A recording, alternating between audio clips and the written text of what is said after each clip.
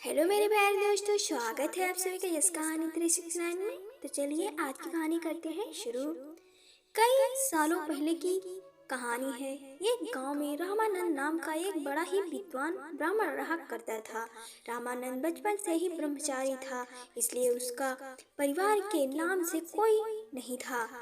उसका एक बचपन से ही हरिदास नाम का एक मित्र था। हरिदास जो रामानंद के गांव से 3-4 गांव दूर के गांव में रहा करता था। वो जन्म से ही गूंगा और एक पैर से विकलांग था। एक बार रामानंद को जब मानसिक अशांति सी होने लगी, तब उसने सोचा अपने बचपन के मित्र से मुलाकात की जाए तो कुछ शांति मिले। ऐसा सोचकर रामानंद हरिदास के गांव जाने के लिए निकल पड़ता है।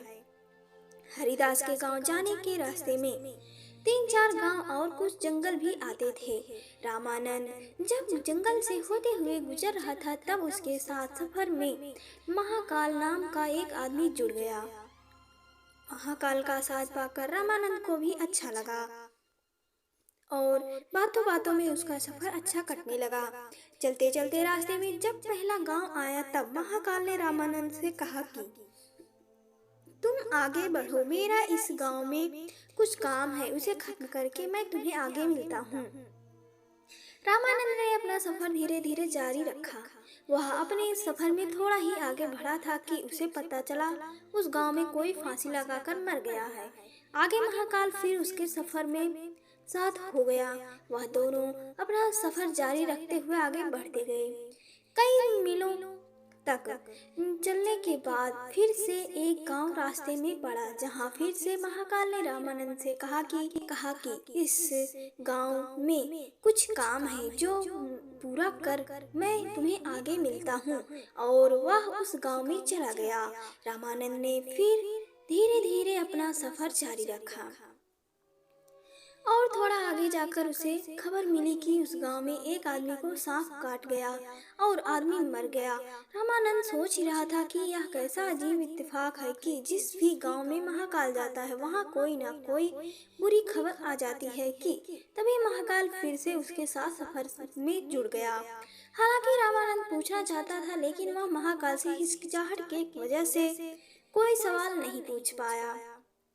कुछ घंटों तक चलने के बाद फिर एक गांव आया और फिर से महाकाल उस गांव में चला गया। और जब वह लौट के आया, तब तक रामानंद को पहले से पता चल चुका था कि उस गांव में आग लगने की वजह से कई लोगों की जान जा चुकी है। क्योंकि रामानंद इस बार आगे नहीं बढ़ा था और उसी गांव के पास वाले मंदिर पर रुककर यह सब देख रहा था। जब महाकाल रामानंद के पास वापस आया, तो इस बार रामानंद ने से रहा नहीं गया और उसने महाकाल से पूछा कि आखिर तुम कौन हो और क्या राज है कि तुम जहाँ भी जाते हो वहाँ कोई न कोई मर जाता है। रामानंद के पूछने पर महाकाल ने उसे सच सच बता दिया कि वह असल में यमराज है का एक दूत है, जिसका काम ही लोगों की जान निकालना। अब तक जो भी हुआ था वह सब देखते हुए रामानंद को उसकी बात तो सच लग रही थी, लेकिन पूरी तरह से विश्वास नहीं हो रहा था। इसलिए उसने महाकाल से पूछ लिया, बताओ अब आगे किसकी मृत्यु होने वाली है। महाकाल जो कई समय से रामानंद के साथ चल रहा था, उसे रामानंद का स्वभाव अच्छा लगा था, इसलिए उसने कुछ भी नहीं छुपाया। उसने रामानंद को बताया कि आगे जिस व्यक्ति की मृत्यु होने वाली है वो कोई और नहीं बल्कि जिसे तुम मिलने जा रहे हो वही है, यानी कि आगे हरिदास, जो कि खुद रामानंद का बचपन का मित्र है, उसी की जान जाने वाली थी। यह सुनकर रामानंद को दुख हुआ, लेकिन महाकाल ने उससे कहा था कि हरिदास की मृत्यु का कारण रामानंद खुद बनेगा। रामानंद ने सोचा कि मैं हरिदास से मिलूंगा ही नहीं तो उसकी मृत्यु भी नहीं होगी। यह सोचकर उसने हरिदास के गांव जाने का मन बदल दिया।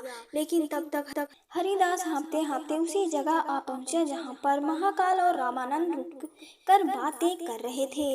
इससे पहले कि रामानंद हरिदास से कुछ पूछ पाता, वहां जमीन पर गिर पड़ा और वहीं पर उसकी मृत्यु हो गई।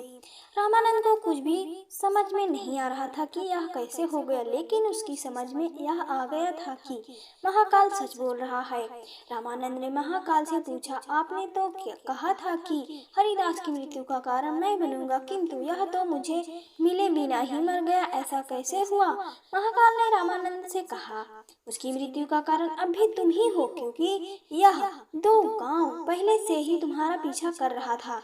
उसने तुम्हें देख लिया था, लेकिन गूंगा और एक पैर से अपंग होने की वजह से यह तुम्हारी जितनी तेजी से तुम्हारी तरफ बढ़ नहीं पाया और नहीं तुम्हारा ध्यान अपनी तरफ खींच पाया। बेचारा लगातार तुम्हारा पीछा करता रहा। जब तुमने आगे बढ़ना शुरू रोककर एक जगह पर मेरा इंतजार किया, तब यह अपनी गति से चलते हुए तुम तक पहुंच गया, लेकिन इस बीच इसने थोड़ा सा भी आराम नहीं किया, जिस वजह से इसे दिल का दौरा पड़ा और यह मर गया। अपने बचपन के मित्र की मृत्यु से दुखी और यह जानकर भी ज्यादा दुखी कि उसकी मृत्यु का कारण भी वह खुद ही है, रामानंद बहुत रोया। रामानंद ने खुद को संभाला और अपने मित्र की अंतिम क्रिया अच्छे से समाप्त की और अपने गांव की तरफ लौटने लगा। जाते जाते रामानंद के मन में सवाल उठा कि उसकी मृत्यु कब होने वाली है, यह पता किया जाए। कुतूहलवश रामानंद ने महाकाल से विनती की कि वह उसे खुद की मृत्यु का समय और कारण बताए।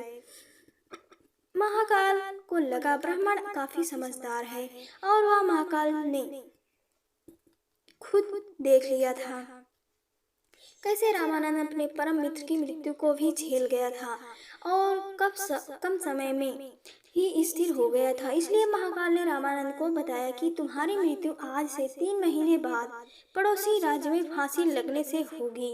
रामानंद अपने गांव लौट आया। आदमी कितना भी विद्वान या ज्ञानी क्यों ना हो, अगर उसे अपने मृत्यु का समय पता हो तो उसे रोकने के लिए कुछ न कुछ तो करेगा ही।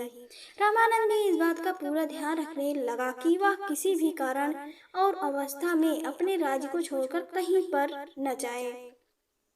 फिर भी उसे भूख नहीं लगती, नींद नहीं आती और वह बहुत परेशान रहने लगा। रामानंद विद्वान होने की वजह से उसकी ख्याति उसके राज्य के राजा तक पहुंची हुई थी। जल्दी ही उसकी इस अवस्था की बातमी राजा तक पहुंच गई और एक दिन राजा ने उसे अपने दरबार में बुलाया।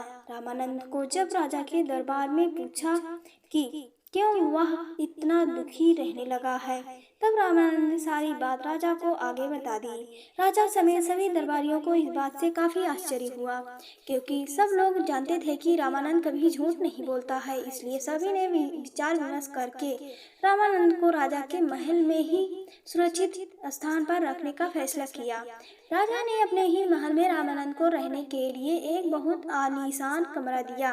राजा चाहता था कि रामानंद उसके महल में कैदी की तरह महसूस ना करे, इसलिए सभी नौकरों को और सिपाहियों को आदेश दिया कि रामानंद को कहीं भी आने जाने में रोका न जाए। राजा के महल में रामानंद अब अपने आप को थोड़ा सा सुरक्षित महसूस करने लगा, लेकिन कभी भी वह रात को गहरी नींद नहीं सो पाता था।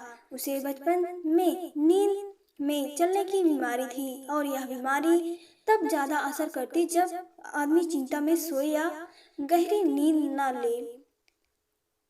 राजा के महल में रहकर उसकी यह बीमारी अब काफी बढ़ गई, लेकिन इस बात का उसे पता नहीं था और उसे राजा के आदेश होने के वजह से कोई भी नौकर या सिपाही कहीं भी आने जाने से नहीं रोकता था।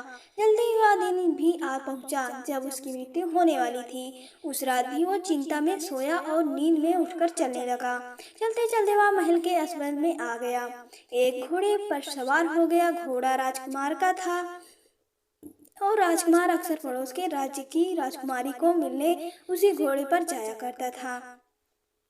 जैसे ही रामानंद घोड़े पर सवार हुआ, घोड़े ने उसे राजकुमार समझ के दूसरे राज्य में जाने के लिए दौड़ लगा दी और कुछ ही समय में दूसरे राज्य के महल में जाकर रुका। रामानंद घोड़े से उतरकर उसे अपने राज्य के राजा का महल समझकर महल के अंदर घुस गया और वहां पर नींद में चलते चलते रानी के शयन कक्ष में जाकर सो गया। सुबह जब रानी उठी तो एक पराये पुरुष को अपने कक्ष में सोते हुए देख बहुत डर गई और तुरंत राजा को बुलाया। ये नजारा देख राजा को बहुत गुस्सा आया। राजा ने तुरंत दरबार बुलाया और वहां पर रामानंद को हाजिर किया गया और उसे फांसी पर लटकाने की सजा सुनाई गई। रामानंद ने राजा से अपने निर्दोष होने की सफाई देते हुए कहा, महाराज, मुझे नहीं पता कि मैं कैसे आपके महल में आ गया। आप ही सोचिए कि किसी की भी इतनी हिम्मत हो सकती है कि आपके राज्य में आकर आपकी ही रानी के बगल में सो जाए। और उसके साथ घटी 3 महीने पहले की घटना और महाकाल के बारे में सारी सच्चाई बता दी। राजा को भी रामानंद की बात में कुछ तर्क लगा, इसलिए राजा ने अपने पड़ोसी राज्य में रामानंद की कही बातों की पुष्टि करवाई। तब उसे पता चला कि वह पिछले कई दिनों से पड़ोसी राजा के राज्य में मेहमान की तरह रह रहा था। राजा ने फिर से दरबार बुलाया और अपनी दी गई सजा पर विचार विमर्श करने के लिए कहा। सभी चाहते थे कि रामानंद को सजा नहीं होनी चाहिए, लेकिन सब ये भी चाहते थे कि राजा की कही हुई बात का मान भी रखा जाए। काफी सोच विचार करने के बाद सब इस बात पर सहमत हुए कि एक कच्ची सूत की डोरी से रामानंद को फांसी दी जाए, जिससे वह रस्सी टूट जाएगी, रामानंद की मृत्यु भी नहीं होगी और राजा की बात भी रह जाएगी। यह फैसला सुनकर रामानंद भी खुश हुआ और खुशी खुशी सूत की डोरी से फांसी लगाने के लिए राजी हो गया। रामानंद को डोरी फांसी लगाई गई। वह डोरी रामानंद का वजन नहीं संभाल पाई और टूट गई, लेकिन टूटने से पहले पतली होने के कारण डोरी से रामानंद के गले की एक नस कट गई और काफी खून बहने की वजह से रामानंद की वहीं पर मौत हो गई। और मेरे प्यारे दोस्तों, कहानी यहीं तक। कहानी आप सभी को कैसी लगी हमें कमेंट करके जरूर बताएं। अगर पसंद आए तो वीडियो को लाइक करें, शेयर करें और चैनल को सब्सक्राइब करें। मिलते हैं अगली कहानी में, तब तक के लिए बाय बाय। और पूरी कहानी सुनने के लिए आप सभी का दिल से धन्यवाद।